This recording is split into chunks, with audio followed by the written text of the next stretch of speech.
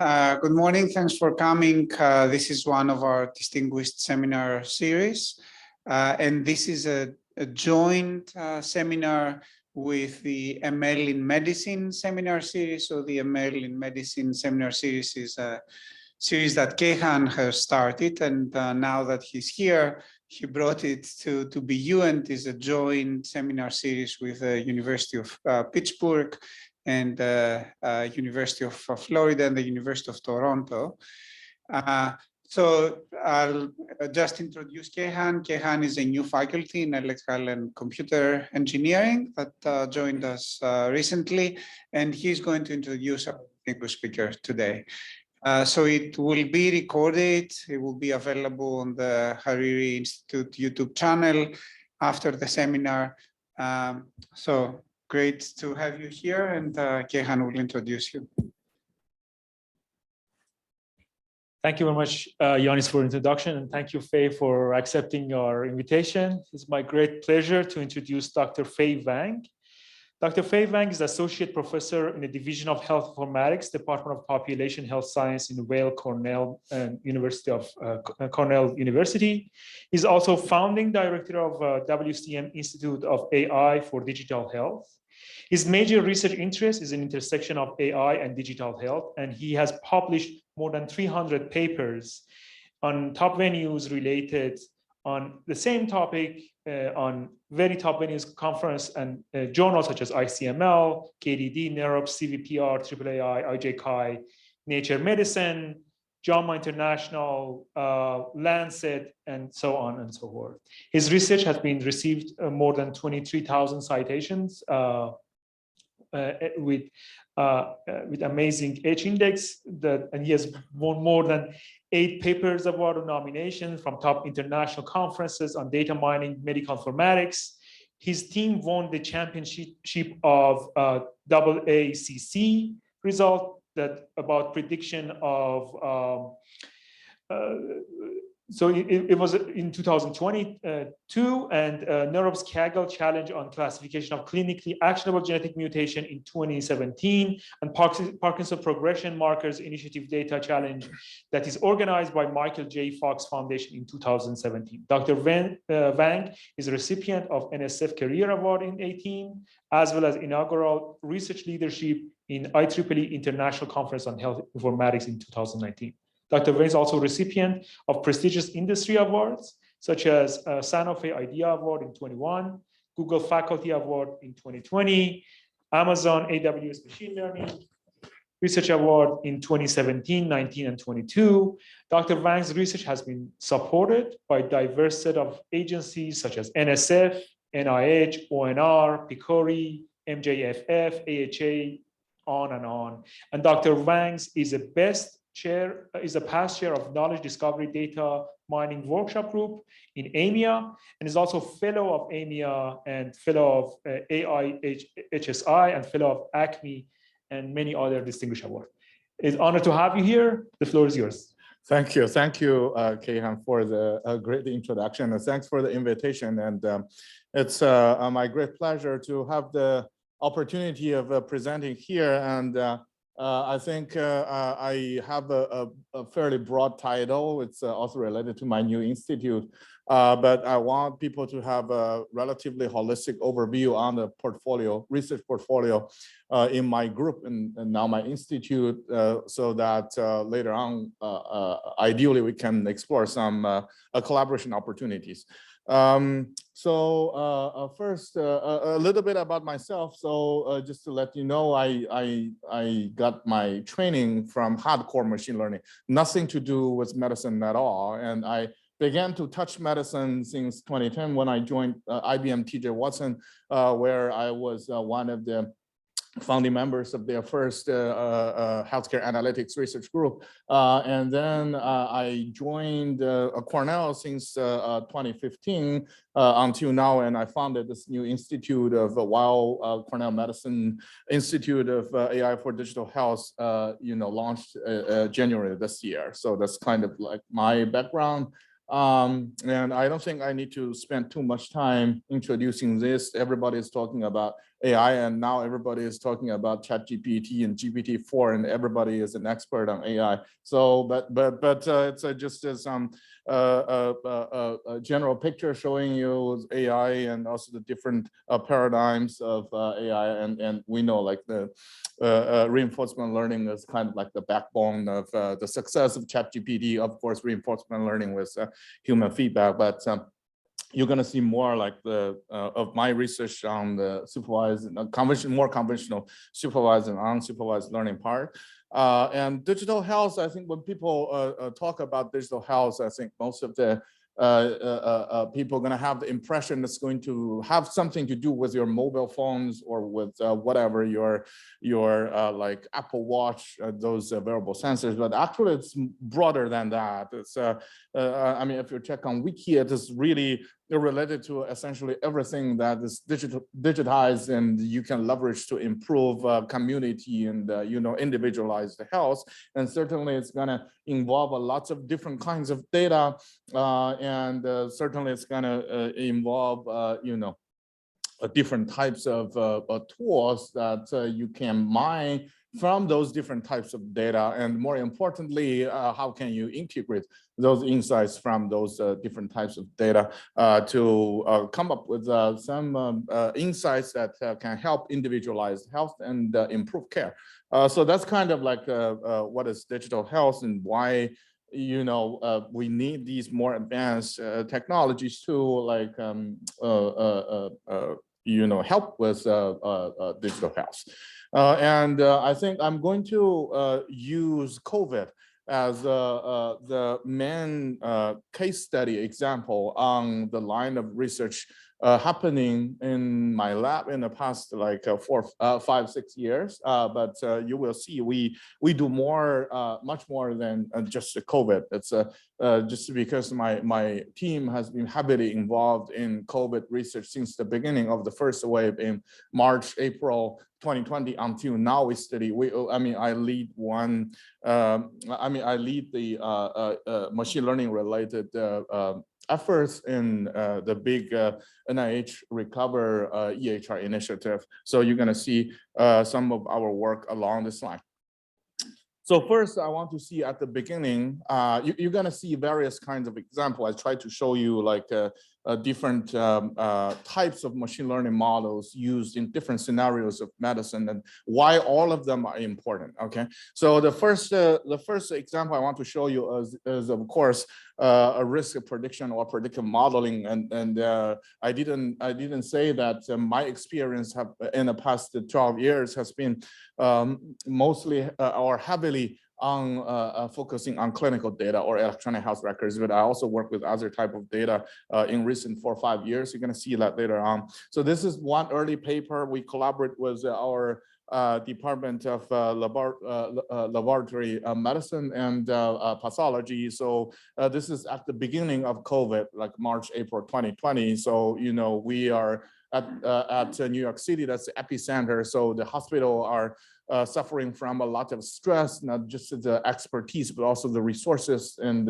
essentially everything. So one of the resources you need to confirm people with COVID is what is so-called the RT-PCR test. And now it is still the golden standard. So you take the PCR test, so it can tell you are a SARS-CoV-2 infected or no. But it's not like now, like if you want to take the test, you can take the test. Back to like the first wave, because of the chemical or the resources that you need to take that test is limited. So it's, if you want to take the test, so people typically going to demonstrate certain relevant symptoms, like you have fever, you have cough or whatever, and then you can kind of like order the test. And that means that when people have the test, typically they're going to also have a set of associated tests like routine blood tests, like whatever, those red, white blood cell counts, or whatever those different kinds of panels. And our lab medicine colleagues approached me and saying that they observed that for people who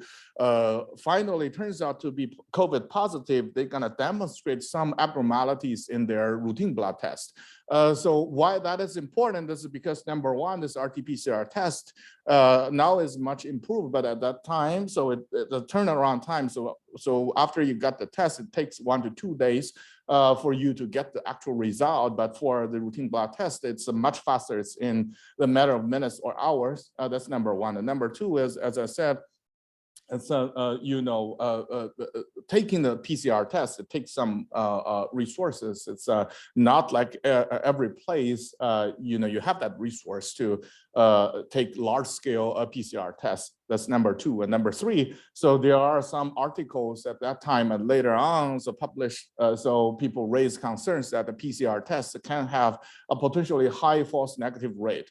So it can be as high as 30%. So false negative means that you tested, the result is negative, you let the people go, but actually the person is positive. So that means that it kind of make the pandemic difficult to control. So they asked me, so if is it possible, because we observe that these abnormalities in routine blood tests can actually correlate it or indicative of later on the actual COVID positivity status. So can we build a model to do the prediction?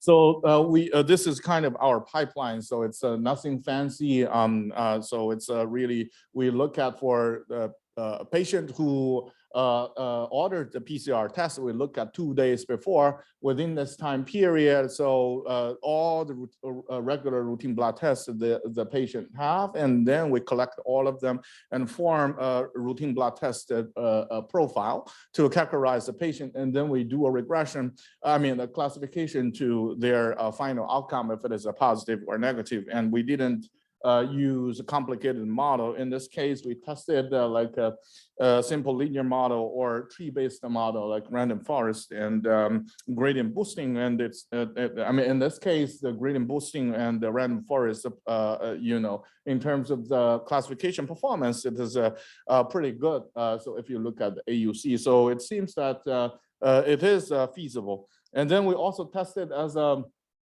one of the motivation why we do this is whether we can capture some of the potential false negatives. And this is an example. So this is a person who took the PCR test and the result is negative, and our model predict there is a 0.95 probability this person should be positive. And then, so this is, if you know, this is a SHAP interpretation. It tells you like what factors contributes to this high likelihood positivity prediction. So as you can see, all these factors make sense, like older age, like like high ferritin. These inflammation markers like ferritin, LDH, CRP, and whatever. So all these are kind of like the factors that suggestive there must be something going on, within this patient's blood. But actually, what happened is this patient first tested negative and then let go, and this patient came back to the hospital within 2 days, and the result turns positive. So this means that the first positive is the first negative is highly possible, a false negative, and we scan through, and this is a model is built with the data from New York Presbyterian Hospital, Weill Cornell, and also we independently tested on New York Presbyterian Hospital, Lower Manhattan, and we scan through all the patients with PCR tests at that time period, and we can capture 30% of these kind of potential false negatives. And this work was reported by a lot of media, and this is just one example. So this is kind of like the first example I give you. In this case, we do kind of like a risk prediction. In this case, the risk is the COVID positivity risk, and the input features are essentially routine blood test profiles, but you can see, all kinds of, works published on other places predicting different kind of risk and using different kinds of models, but it's essentially in a similar type of setup. So this is the first example. And second one I want to show you is a lot of the diseases we study like COVID, like Alzheimer's, like whatever type of cancer. So they are highly heterogeneous. So what does that mean? So the patient with COVID, they demonstrate very different, clinical manifestations. Like some people, a lot of people have respiratory problems, but some people have like a neurological problems. Some people have, kidney problems, cardiovascular problems. Although, I mean, they all have COVID, but the clinical demonstration could be very different. So that suggests, I mean, this could be a disease that could demonstrate differently on different patient populations. So that also suggests that it is less likely there is going to be a one-size-fits-all treatment that can work for this entire disease. So if we can figure out the potential patterns of this disease in the, in this case, because we are figuring out these patterns using clinical data, those are phenotypical data. That's why we call them subphenotypes. So if we can identify those subphenotypes such that every subphenotype is essentially a patient cohort, that within the same subphenotype, the patient demonstrates similar clinical manifestations, then that may suggest that those patients may have a similar mechanisms. And you can develop what is so-called stratified medicine. So those different subphenotypes can be treated as different stratum of COVID. And so that's the purpose of the study. And we, in this case, this is still COVID. We use the data, I think, from March to June 2020. And this is, in this case, is a larger database, which is EHR collected in what is so-called Insight Clinical Research Network, which is a PCORI-founded research network covering all the 5 major hospital systems in New York City, like Cornell, Columbia, Mount Sinai, Montefiore, and NYU. So so essentially what we do is to capture those patients, and we still use the routine blood test profiles around the time when the patient was confirmed with COVID positivity, because we believe, compared to other like comorbidity or whatever other factors, these biomarkers can be more directly reflected to reflect the disease status of the patient at the time of the infection. So you can imagine, so this is essentially a clustering problem. So we hope to cluster those routine blood test profiles to see if we can find some subphenotypes, and in order to ensure our discovery is not random, we designed some complicated validation strategies. So, across those 5 hospital systems. So we first leave one out as external validation. And for the rest of 4, the development cohort, with further partitions them into 70% for the development and the rest of 30% as internal validation. Initially left out cohort as external validation, just to make sure these subphenotypes can be replicated. It's just not with respect to a particular cohort.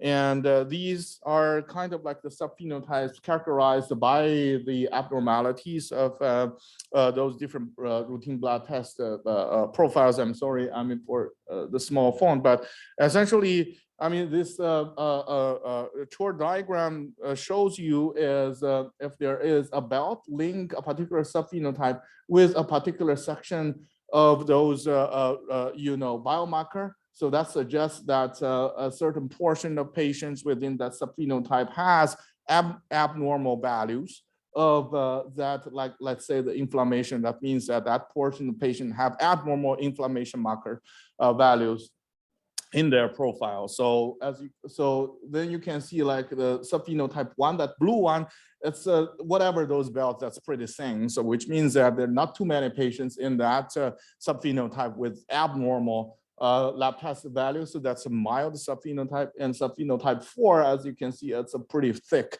for those belts. So that's a severe subphenotype. And subphenotype 2 and 3, so they are kinds of like in between 1 and 4. And for this case, as you can see, so subphenotype 2, which is the green one, compared to the yellow one, so they have a much thicker belt on the inflammation link. So which means that patients in subphenotype 2, they suffer more from inflammation problems compared to subphenotype 3. But if you look at from another aspect, which is comorbidity burden, so as you can see, so still 1 is mild, 4 is severe. But if you compare 2 and 3, so the yellow one has more comorbidity burden compared to 2. So which means that so there are 4. I mean, these 4 subphenotypes can be perfectly replicated with both internal and external validation cohorts. And so for 2 and 3, it's the moderate subphenotype. And 2, if you check the demographics, these patients are younger and they suffer from more inflammation problems in the acute infection phase, and but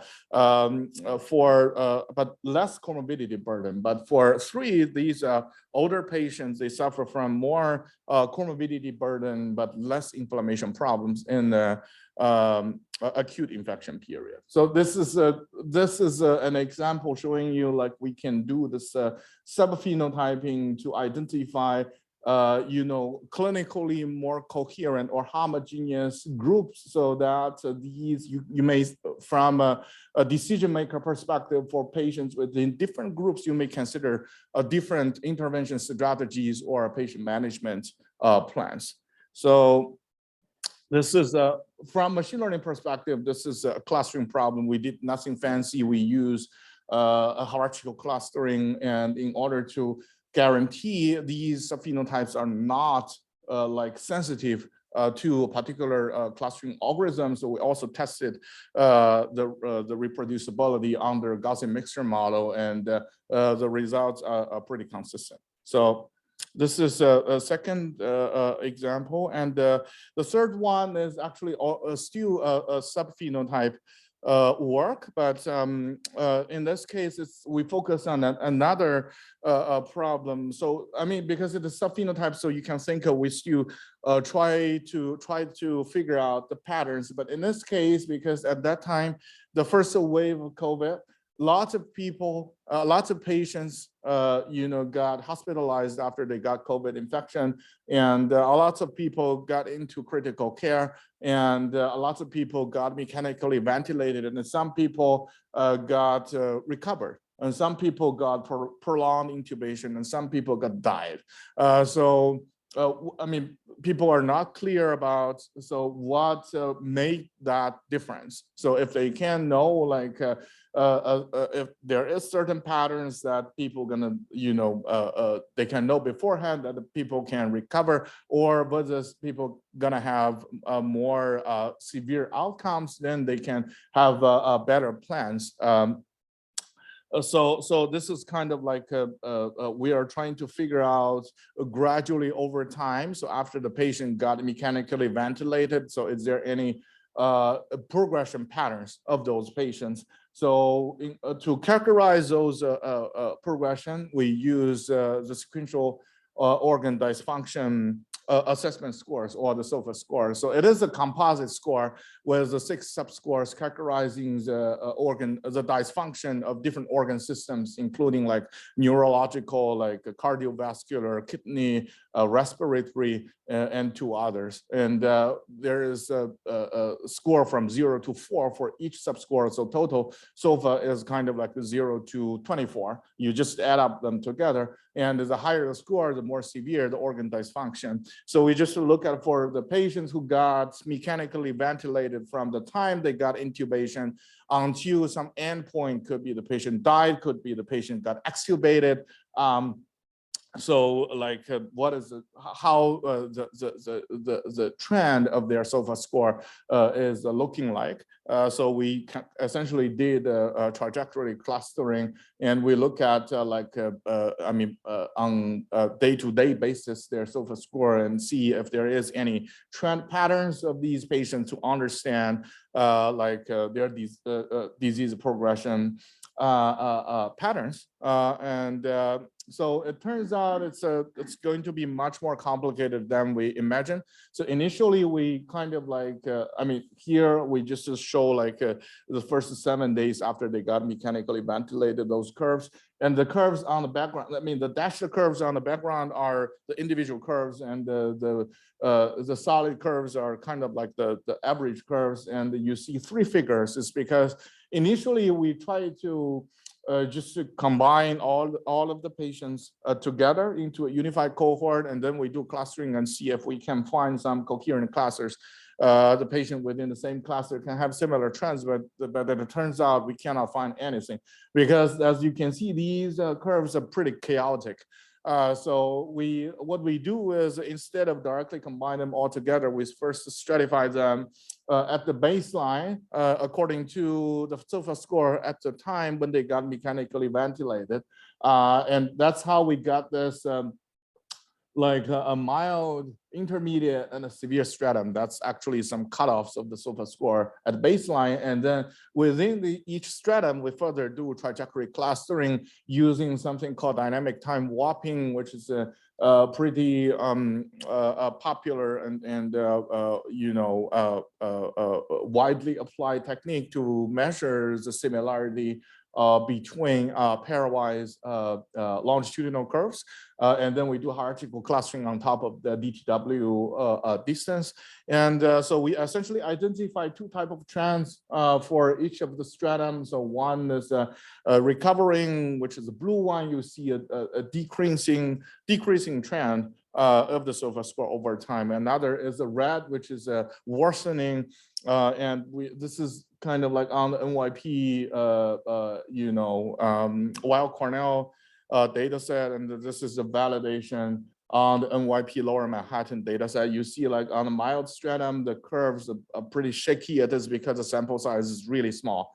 But overall, you see this increasing and decreasing trend, although not that clean. And we presented this to the intensive care team, and this is also what the doctors observe. So it is indeed pretty chaotic. A lot of the times it is not possible to figure out what is going on. I mean, behind all these changes in the curves. And we also did some biomarker analysis to see if there is any baseline biomarkers that can suggest this patient is more likely to recover or to getting worse, but nothing comes out really like really predictive that can be clinically operationalized.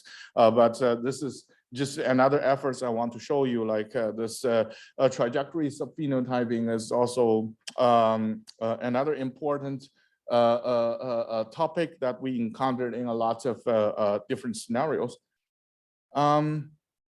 And then, so these are kind of like the examples we work on in the COVID phase, and since last year. So people are talking about this long COVID, so which really means like for patients who got COVID, after they got like infected, I mean the first 30 days after infection is what is so-called acute infection period, and after the period after that is what we call the post-acute infection period. And during that post-acute infection period, a lot of patients demonstrates a lot of symptoms and signs, as you can see on all those news and other research articles. But until now, there is still no like standard definition. I mean, there is a standard ICD-10 that's the UNI code to define for clinicians to use to diagnose, assign a diagnosis for long COVID, but clinicians use that code pretty cautiously. So it cannot be representative of all the patients that could potentially suffer from long COVID. So in order to, we participate in this large NIH recovery initiative under the EHR cohort study. And I led a group of people doing machine learning research. And the first thing we want to do is to figure out, so what could be the long COVID? So at least to come up with some definition. So in order to do that, so we come up, in this case, we kind of use two clinical research networks. So one is Insight, I introduced you before, that covers the patients in New York City area. So the other is in Florida, which is called One Florida Plus. That's a similar clinical research network in Florida area. They now also absorbed in some portion of patients from Alabama and Georgia. But you can think of these are two very different cohorts covering, like New York is mainly hit by the first wave, Florida is a representative on the second wave. You know, socioeconomically, the two cohorts of patients are very different. So these are kind of like the inclusion exclusion cascade of our study. We want to look at like the patient who got lab confirmed COVID positivity, and the contrastive group or comparative groups are the patient who also took the lab test, that's a PCR test, but the result is never positive. And we also require some records. But that's kind of like a inclusion exclusion cascade. And this is our kind of like a setup. So in order to figure out what could be potentially long COVID, in this case, we look at diagnosis and medications. So we look at the diagnosis who are newly incidental in the post-acute period. Newly incidental means that that condition never appeared in the patient records prior to COVID infection. So they never have that diagnosis before COVID, but after COVID in the post-acute period, you see that diagnosis appears. So that's newly incidental diagnosis.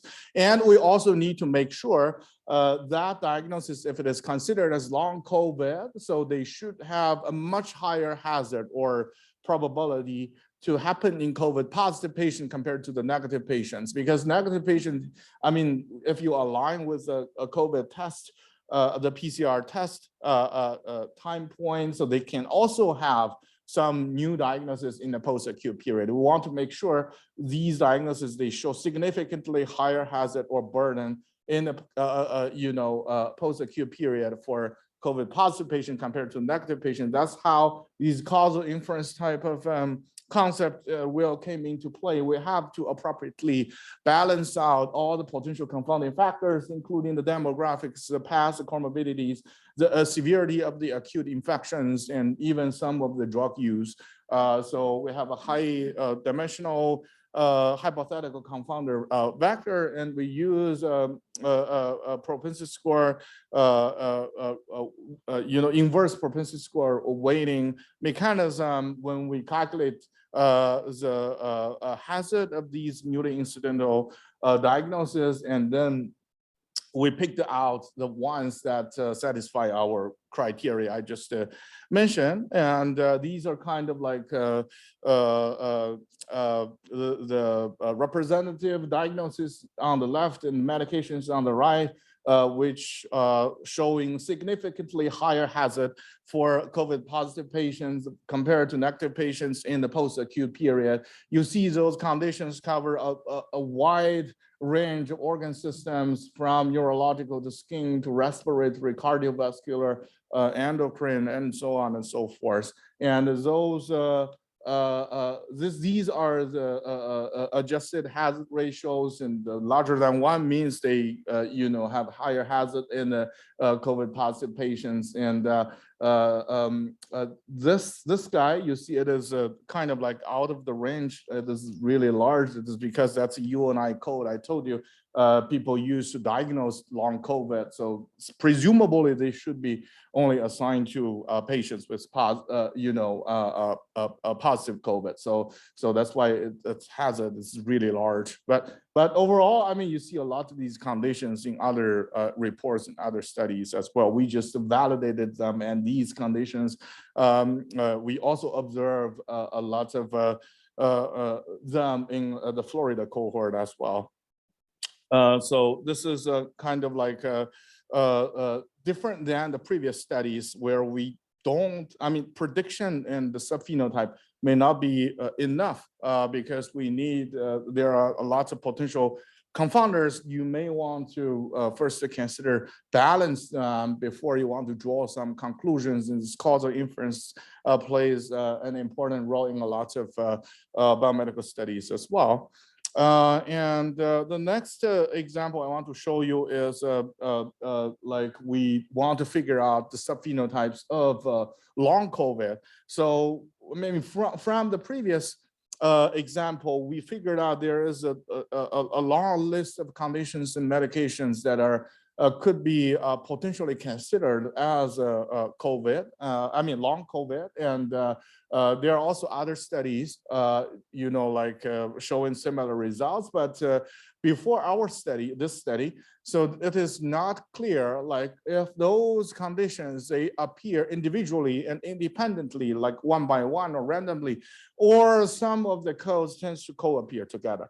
So this is a kind of like if we can find out if there are certain co-appearance or coincidence patterns of those codes, then it can tell us what could be the potential patterns of long COVID conditions and symptoms that can later on trigger the basic science type of mechanism studies of long COVID and further treatment development. So this is kind of like the motivation of this work. We are trying to figure out the subphenotypes of long COVID.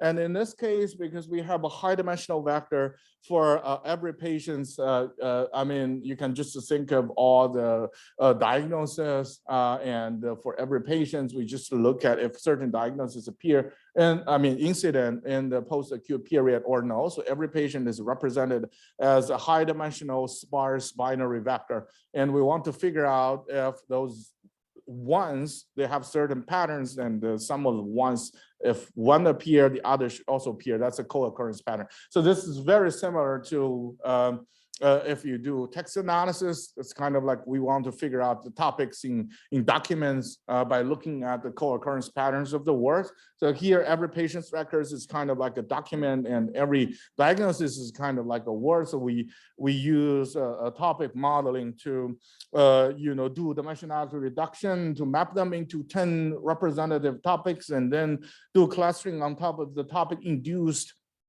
representation space and identify the potential long COVID patterns. And we identify 4 pretty reproducible. Reproducible means that we identify those patterns on the New York, the Insight Clinical Research Network, and replicate that on the One Florida Plus cohort. And now actually we have 20 of such clinical research networks covering different regions in the United States. So we can do more validation. But when we publish this paper, we have these 2 cohorts. And the 4 subphenotypes, number 1 is characterized mostly by cardiac and renal problems, which is more severe. And for those sunburst graph, the bars outside are the prevalence or the incidence rate of those conditions in a corresponding cohort in the post-acute period. And that is, if it is highlighted, means that it has the highest prevalence across the 4 different subphenotypes. So number one is cardiac and renal. So you see heart failure, renal failure, these severe post-acute symptoms and signs. And when we check their baseline characteristics, a lot of these patients are with older age, and a lot of them got infected in the first wave. So we know, like the patient who got infected by the ancestral strain of the SARS-CoV-2 virus, they tend to have more severe clinical outcomes in the acute phase that later on leads to more severe symptoms and signs in the long COVID period. And the subphenotype 2 is a common subphenotype. By common means it is dominated by respiratory symptoms and signs. And this cohort, the patients are younger. So because of the nature of how SARS-CoV-2 works, so it's going to impact your respiratory system. So we see these conditions fairly prevalently. And there are also 2 other interesting subphenotypes. One is more neurological and musculoskeletal. So we see a lot of reporting saying that people complaining about musculoskeletal pain and also cognition impairment and so on and so forth. So we do observe them as a pretty significant subphenotype, occupying 23%. This is from Insight cohort. From our data. And the last one is actually digestive and GI problems. And before our paper, actually, we didn't see too much study on that, but almost at the same time, there are paper published on JAMA and other like CellMed and people like do cohort study. They look at the stool samples of a particular COVID positive patient. They find that the virus can stay in the stool for as long as 7 months. So I mean, it means that it can stay in your GI system in a much longer time than in your lungs. So that's why people lots of people complain about like these vomiting or GI whatever these. And interestingly, I think this GI complaints is more prevalent for patients who got infected in the Omicron wave. And but we observed all of those in our observational EHR database. So I think that's kind of like some of the examples I showed you, for our clinical study, from an initial COVID until long COVID, we kind of do various kinds of things like risk of prediction, like stratification, and also causal contrast to kind of like satisfy the need from fighting with this pandemic from different aspects and angles. But other than those, I think one of the big missing piece is all those are kind of like observational data, clinical data. So a lot of the times, let's say you figured out those subphenotypes. So people always want to figure out what could be the reason behind that. Is there any way we can try to figure out what could be the potential mechanism behind that. So, but in order to figure out the mechanism, you're gonna need like more like biological type of studies and work with whatever those molecular data. So we have also done some of these studies. So this is one example where we developed what is called the MoETM or multimodal embedded topic modeling for a multi-omics study, where we are looking at the single cell level RNA-seq, ATAC-seq, and proteomics data. We're trying to use topic modeling to embed them into a unified space, integrating all those different these three modalities and do something in that unified embedded space. And this is kind of like we leveraged a cohort for patients with confirmed with COVID, and they also do like data capture on the single cell level of these patients. And this is a kind of like embedding a T-SNE illustration of the embedding of those different cells. After we do the embedding in the embedding space, you can see those different cell types. They actually grouped pretty nicely, on the embedded space, and even with in that B cell subcluster, so you can further zoom in them to see like those different subtypes of B cells also got grouped together, which suggests that this multimodal embedding of single cell can result in pretty effective embedded space, so that those different cell types can group together, so that you can find the cell types you are interested in. And one of them we look at here is we find that this IL-6 gene is expressed pretty highly on this particular B malignant cell subtype, and which is suggesting that for cancer patients, they are more likely to have this severe acute COVID infection, and you may want to consider IL-6 as a potential target when you develop a treatment for those patients. But this is just one example. So what I'm trying to say is, a lot of times you may need data from different information sources to study the same disease from different angles, and combine them all together. You can have a more holistic understanding on what's going on. And I mean, this is another, I mean, the perspective we published next to the cover of Lancet Digital Health, but what we call for is, you know, this is at the time of COVID, and people are in urgent need of developing different kind of treatment, and lots of people are considering drug repurposing. And what we called out is you have to really consider integrating the information from all different levels and different scales when you try to come up with a drug repurposing hypothesis, so that to make sure it is a robust and not like you know, with respect to the data artifact of a particular modality. These are kind of like the some of the studies we do, but we also like I also want to show you, like, these are two other studies we want to look at, like from the environmental aspect. Like initially we have one, this is one of the earliest publications that study the impact of temperature and the humidity to the transmission of the SARS-CoV-2 virus. And we show that because initially people talk about when summer comes, everything is going to be gone. So we show that just purely based on the increasing of temperature and also increasing of humidity is not enough. You cannot really reduce the R0 value of SARS-CoV-2 to something below 1, because you need something below 1 to make the pandemic stop. But we just show it is not enough.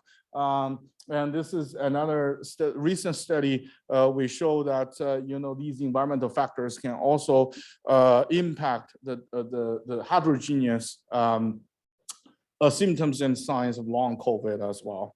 But I mean, again, I mean, these, I'm just trying to make, you know, the case that you need different information to characterize the same disease from different angles. And these are COVID, and we also do other diseases, like in this example is Alzheimer's. So we have a lot of projects on Alzheimer's disease. So one is that we collaborate with our Alzheimer's Disease Institute in Cleveland. So we find this promising genetic marker for Alzheimer's, and we are trying to make you know, some robust analysis, further analysis, and also observational data validation, and particularly targeting this TREM2 variant. And this is an ongoing R01 we are working with. And on EHRs, we are something we are looking at is really how can we leverage these real world data to like help with the trials of Alzheimer's disease. We're focusing on two pieces of studies. Number one is, can we identify effective repurposing candidates for Alzheimer's disease by looking at clinical data rather than the omics data. And number two is, can we leverage those clinical data to help with the trial design of Alzheimer's disease? And these are two R01s that is currently ongoing. And we also look at like for patients with cognitive problems. So, you know, nowadays, in order to diagnose those patients, you need like biomarkers or imagings which are invasive and you know, expensive. So can we leverage low cost and more you know, ubiquitous type of signals to capture that? So this is led to another R01. So we have a work with Oregon Health and Science University. So they have a large clinical trial for patients with potential cognitive impairment to do conversation with their doctors, and they have the dialogue scripts. But you know, like for patients, a doctor, you know, do a conversation like half an hour to come up with some diagnosis, pretty you know, expensive and time consuming.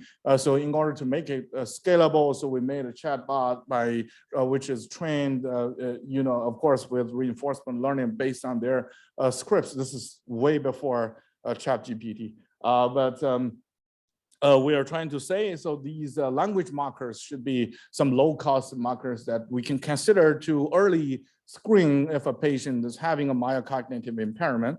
So this is another R01. And the fourth one is regarding the social determinants of health. So we are trying to look at how the social determinants of health is going to impact people's risk or people already with Alzheimer's, how they are going to progress over time. That's just another one. So it's I just want to give you a 360-degree overview of a set of Alzheimer's disease projects happening right now, and we are really trying to figure out this disease from all those different angles, and with the ultimate goal of we can really synthesize these evidences from different angles. I think I have 5 more minutes, but this is kind of like a holistic. I think this figure covers about 70% of the research efforts of my institute now. So we are studying, those different types of data from omics to histology slides. We are doing rheumatoid arthritis and bladder cancer studies with, histology slides and EHRs, of course, and medical imaging. So we have been working on like brain image and also chest x-rays in some of the projects, physiological signals, EKGs and EEGs. We are part of a huge cardiology AI project jointly with New York Presbyterian Hospital, Columbia, and Cornell Tech. And dialogue I have already introduced in patient-generated outcomes, and we have also some works on drug molecule design, and actually we have developed a model called MoFlow, and that was integrated into the BioNeMo product that NVIDIA just announced in their GTC conference. We are pretty proud of that. They just integrated only two small molecule generation algorithm. One is developed by NVIDIA themselves, and the other is developed by my lab, and also some single cell omics. And of course, in the middle, we have a large knowledge graph, integrating all those different that can link up all those information modalities. So certainly, as you can see, we touch a lot of these different angles, but my ultimate goal is to really build kind of like a machine learning ecosystem that can extract information from all those different information modalities that can be adapted to different types of diseases, depends on the need. I think I would not have time to introduce these, but I actually have a knowledge graph video, but I don't think I have time to show. I think later on, I also have some slides showing you some of the theory efforts in my lab, because you can imagine for those different data analysis, we certainly need novel tools, that needs a heavy theoretical backup on the machine learning side. So I have a kind of a perspective in JAMA Internal Medicine like 4 years ago, and I point out for machine learning or deep learning methodologies to be useful in medicine. So there are several different aspects we have to pay attention. Number one is data quantity. So you have to think about how can you leverage data from different places, because medical data is a kind of like a different, it is sensitive. So a lot of times you cannot share the raw data.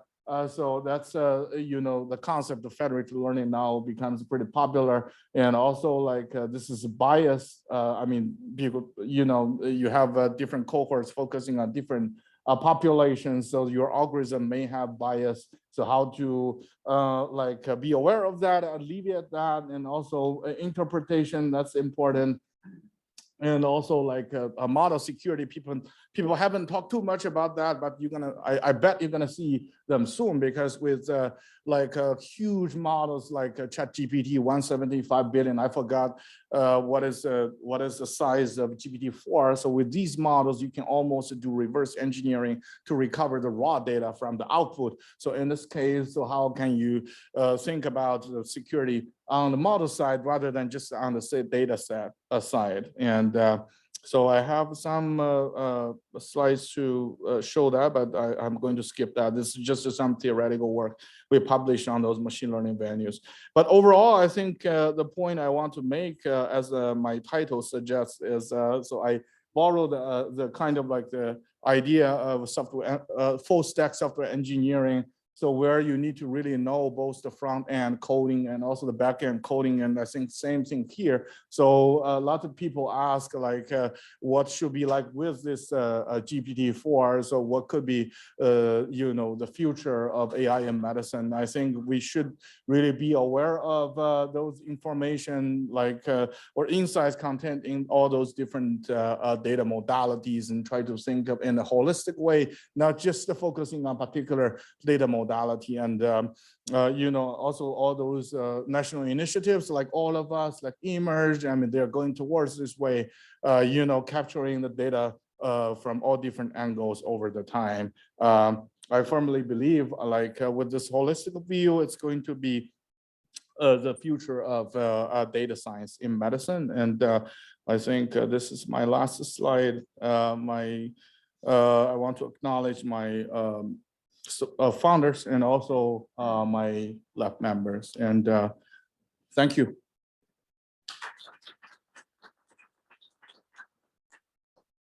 Thank you very much for a wonderful talk. I guess there is one question Q&A, if you can read that.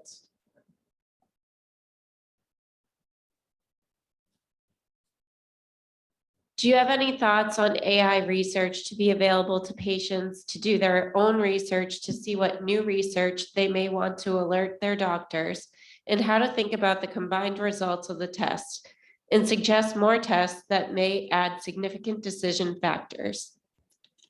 I think that's possible. I mean, it's already happening. I just didn't mention because I mostly work on the provider and doctor side, but there are lots of consumer side machine learning, whatever, on your iPhone, and people talk about integrating those, you know, like in COVID case, patients always report those symptoms like in UK.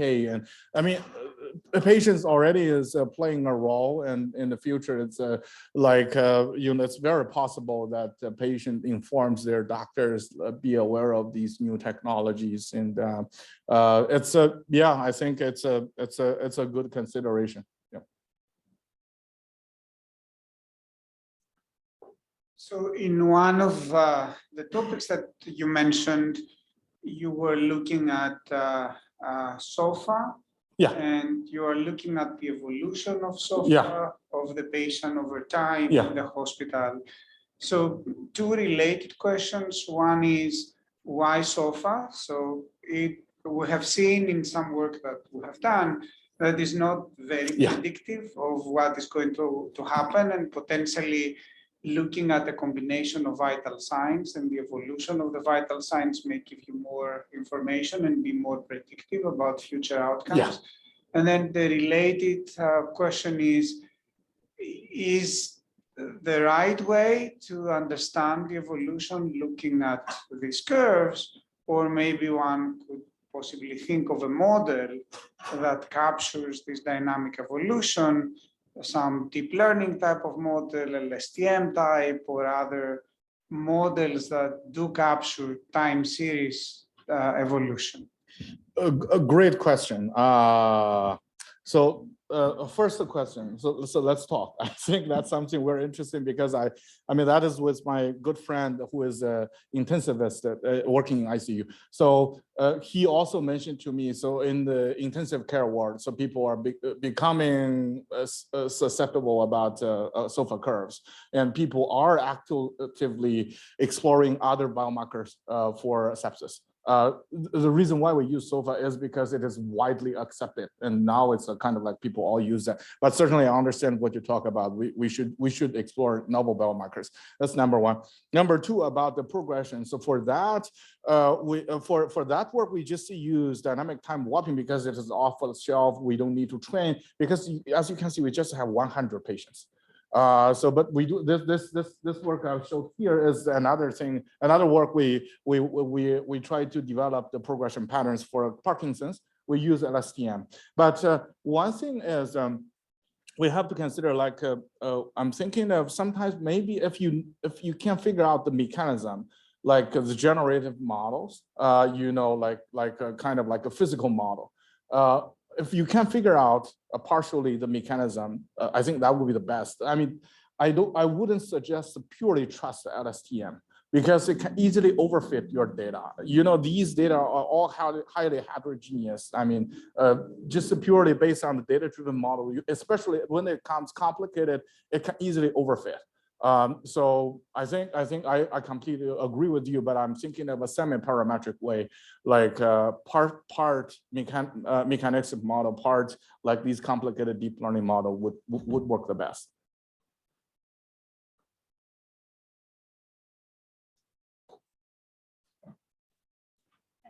Thank you. Thank you, Professor Wang. Very exciting work. So yeah, I'm very interested in your work, like identifying subgroups in population. And I see you have some work very like try to, like, for example, trajectory learning. And I know that in current literature, most people work on like time series data. They typically use like a single outcome and may use some way to combine like scores. I'm just wondering, because in the real world, many times we may have like multiple outcomes and even in different scales.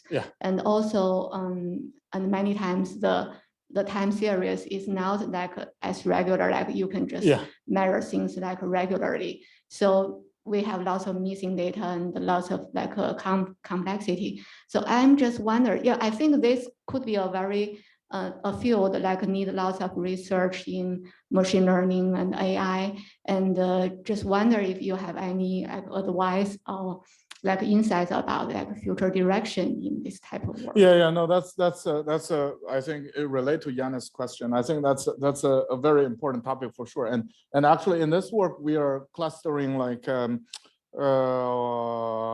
400 outcomes trajectory, and those outcomes are heterogeneous, and as you said, it has irregular missings. So we use the LSTM encoder decoder. So before that, we do some z-score normalization, so they are in the same scale. And you can think of after you do this encoder decoder, you'll learn the embedding is also sort of like pre-processing, because the embedded vector is a representation you're going to work on for downstream tasks, right? But I'm thinking in terms of imputation. So I have some opinions on, like, because people develop all kinds of sophisticated imputation, right, methods. So I'm thinking of we have to be cautious, because a lot of times you show that your imputation can lead to, let's say, better prediction outcomes or something, but those imputation, those are essentially guessing values, right? So because it is missing, you don't know what is the actual ground truth. So you impute by doing some optimization, you can easily overfit if your model goes complex. So in this case, we just use some simple like carry forward, carry backward type of imputation. Because Parkinson's is a chronic disease, we assume those scores wouldn't change drastically from several months, right? I'm thinking of these combination of these disease knowledge and use some well-tested and well-accepted statistical methods. That's something I would recommend. I'm not saying sophisticated imputation is useless, but we just need to be careful about that. I mean, if your model is really complicated, try to do some external validation, make sure it is not overfitting. We're a little over, so I'm going to ask one more question from online. How can doctors start learning AI and machine learning based concepts? Where to start? How do we know which resources are helpful?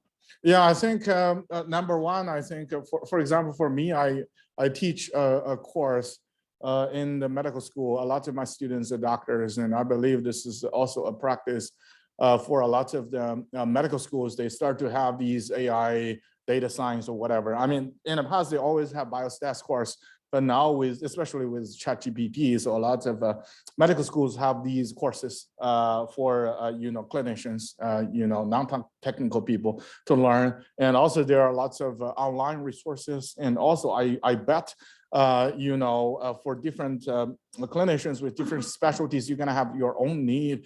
I would suggest like reach out to people like you know, computer science or engineering people and discuss, attend their conferences, and to kind of like bridge the world. I think that's a pretty effective way to learn, and I do see a lot of successes. All right. Thank you very much for accepting our invitation, and let's thank the speaker, and hope to see you in the next meeting in person. Thank you. Thank you.